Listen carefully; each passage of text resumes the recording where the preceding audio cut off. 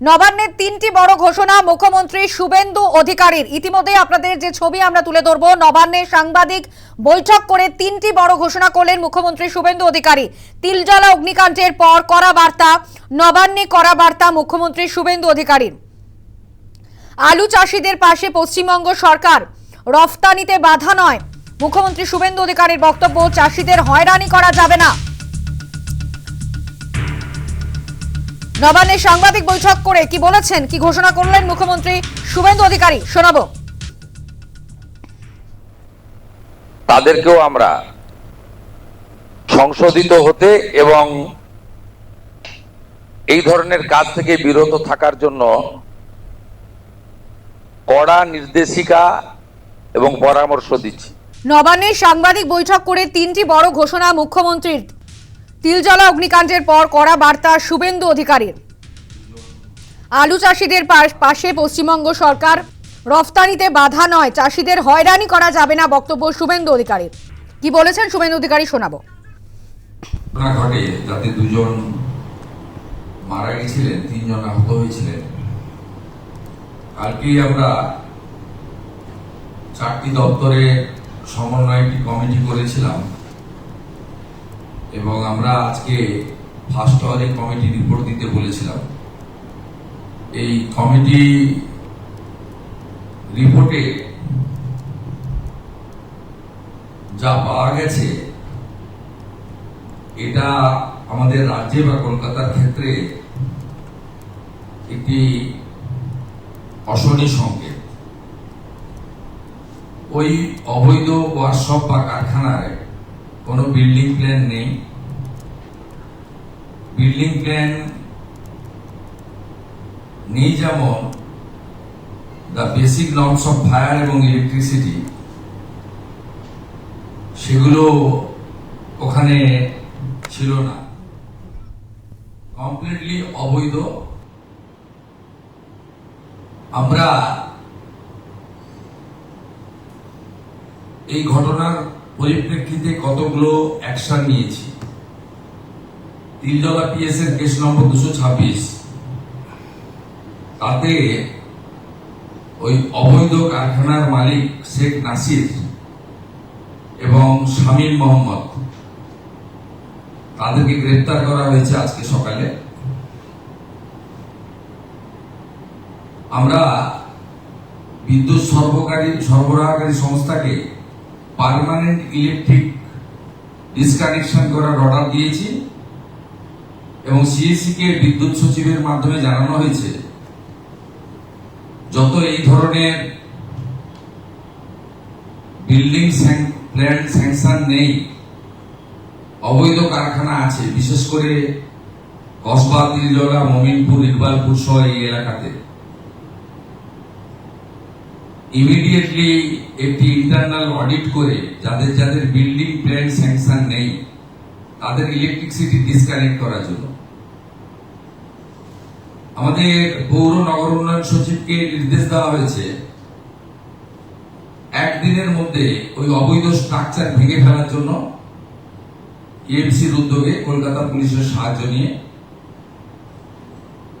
এবং একইভাবে টিএমসি কে বলা হয়েছে এই ধরনের অবৈধ বিপজ্জনক কারখানাগুলিতে জলের লাইন কেটে দেওয়ার জন্য।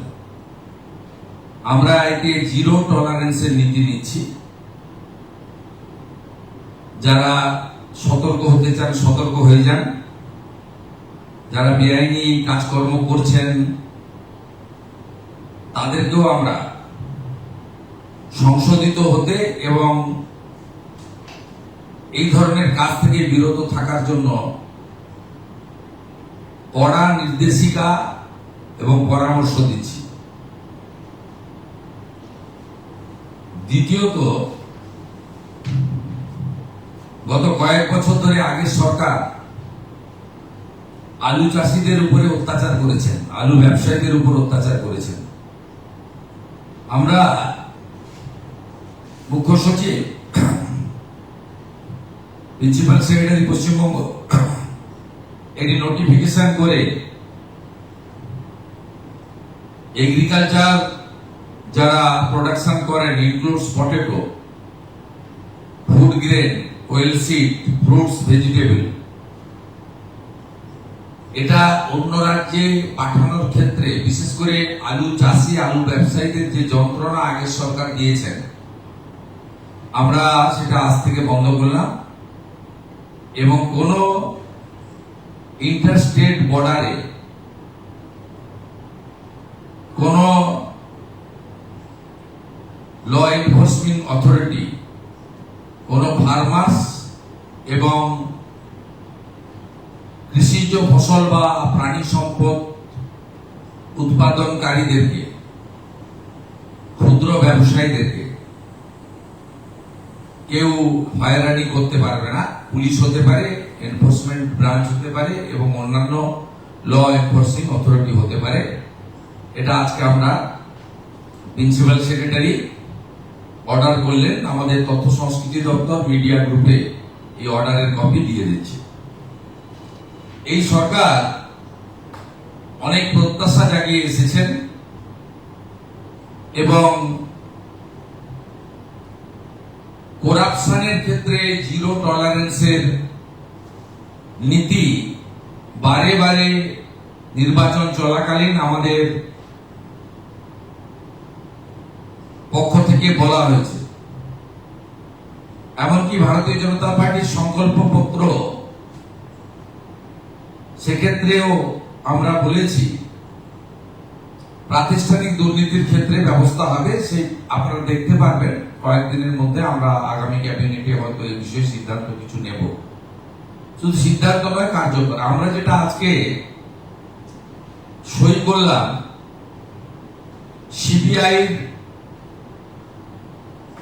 4টি মামলা গত 4 বছর আগের মুখ্যমন্ত্রী, স্বরাষ্ট্রমন্ত্রী, বিধায়ক আটকে রেখেছিলেন। প্রসিকিউশন বা চার্জশিটের ক্ষেত্রে স্যাংশন, অর্থাৎ যে সমস্ত আধিকারিকরা দুর্নীতিগ্রস্ত তাদের বিরুদ্ধে সিবিআই বা অন্যান্য কোর্ট নিযুক্ত তদন্তকারী সংস্থা তারা চার্জশিট দিয়ে তাদেরকে পানিশমেন্ট বা প্রসিকিউশন দেওয়ার ক্ষেত্রে স্যাংশন নিতে হয় আইন অনুযায়ী। বিদায়ী সরকার এবং বিদায়ী সরকারের মুখ্যমন্ত্রী তথা স্বরাষ্ট্রমন্ত্রী এই স্যাংশন আটকে রেখেছিলেন দুর্নীতিগ্রস্ত আমলা এবং আধিকারিকদের বাঁচানোর জন্য। আজকে আমরা সিবিআই কে 3টি দপ্তরের আধিকারিকরা যারা করাপশনে যুক্ত ছিলেন তাদের স্যাংশন আমরা দিয়ে দিলাম। অর্ডার বেরিয়ে গেছে, সিবিআই কপি পেয়ে গেছে বা পেয়ে যাবে, একটু আগেই অর্ডার হয়েছে। এটাতে এডুকেশন ডিপার্টমেন্টের টিচার রিক্রুটমেন্ট স্ক্যাম রয়েছে, মিউনিসিপ্যাল অ্যাফেয়ার্স ডিপার্টমেন্টের মিউনিসিপ্যাল রিক্রুটমেন্ট স্ক্যাম রয়েছে এবং কোঅপারেটিভের ক্ষেত্রে, সমবায় দপ্তরের ক্ষেত্রে কিছু কোর্টের আদেশে যে তদন্ত হচ্ছিল, কিছু আধিকারিক তারা যুক্ত আছে, তাদের বিরুদ্ধে প্রসিকিউশনের স্যাংশন, যার বিগত সরকার দুর্নীতিগ্রস্ত আধিকারিক আমাদের আড়াল করার জন্য 4 বছর আটকে রেখেছিল, আমরা আজকে সেটা দিয়ে দিলাম। এটা আপনাদের মাধ্যমে জনগণকে জানালাম যে এই সরকারকে যে প্রত্যাশা নিয়ে আপনারা এনেছেন যে করাপশনের ক্ষেত্রে জিরো টলারেন্স এবং বিগত ইনস্টিটিউশনাল করাপশনের ক্ষেত্রে তারা যথাযথ ব্যবস্থা নেবে, এই অল্প সময়ের মধ্যে এটি একটি তার বড় উদ্যোগ।